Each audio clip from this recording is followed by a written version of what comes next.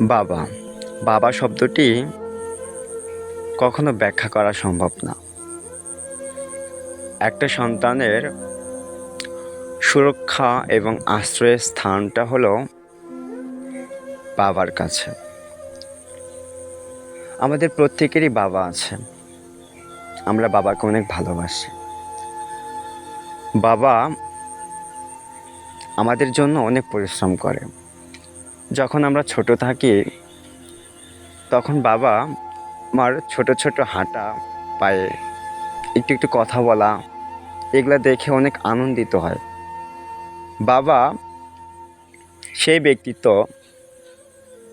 যিনি তার সন্তানকে ভালো রাখার জন্য দিন রাত পরিশ্রম করে চলছে, তার মাথার ঘাম পায়ে ফেলছে। তিনি কখনো নিজের কথা চিন্তা করে না, তিনি শুধু ভাবে যে আমি আমার সন্তানকে ভালো রাখবো। তিনি ভাবে আমি আমার পরিবারকে আনন্দে রাখবো। তিনি ভাবে আমার সন্তানের ভবিষ্যৎ আমি উজ্জ্বল করব। তার মধ্যে যখন এই ভাবনাগুলো চলে তখন তিনি ভাবে আমি এই সকল কাজ তখনই করতে পারবো যখন আমি দিন রাত পরিশ্রম করব, মাথার ঘাম পায়ে ফেলব। আমরা বাবাকে সবাই ভালোবাসি। আমরা কি কখনো সেই বাবার কষ্টগুলো অনুভব করেছি, অনুভব করার চেষ্টা করেছি? না। আমার বাবা অনেক পরিশ্রমী। মাঝে মধ্যে আমি বাবার সঙ্গে চাষ করতে চাই, তখন বুঝি যে বাবা কতটুকু পরিশ্রম করে আমাকে তিলে তিলে বড় করেছে। বাবা একটা বট গাছের মতো।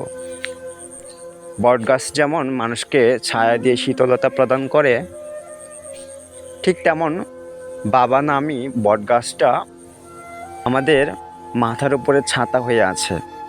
যে কোনো বিপদে তিনি আমাদের রক্ষা করছে,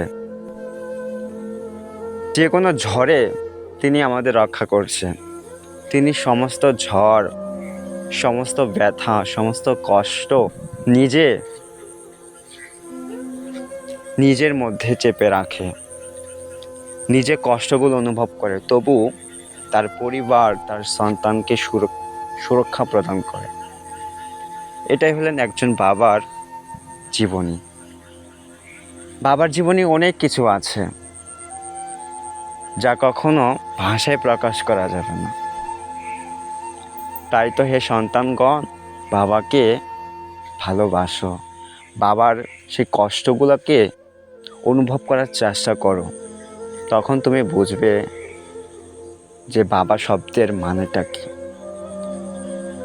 তুমি সেদিন আরো ভালোভাবে বুঝবে বাবা কাকে বলে, যেদিন তুমি বিয়ে করবে, তোমার সন্তানাদি হবে, তখন তুমি বুঝবে বাবা কত মূল্যবান।